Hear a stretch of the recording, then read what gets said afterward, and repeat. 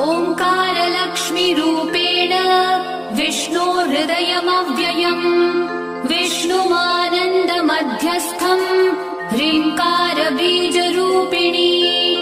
ॐ क्लीं अमृतानन्दभद्रे सत्य आनन्ददायिनी ॐ श्रीं दैत्यभक्षरदां शक्तिमालिनि शत्रुमर्दिनी तेजःप्रकाशिनी देवी वरदा शुभकारिणी ब्राह्मी च वैष्णवी भद्रा कालिका रक्तशाम्भवी आकार ब्रह्मरूपेण ओङ्कारं विष्णुमव्ययम् सिद्धिलक्ष्मी परालक्ष्मी लक्ष्म्यलक्ष्मी नमोऽस्तु ते सूर्यकोटिप्रतीकाशम् चन्द्रकोटिः समप्रभम् तन्म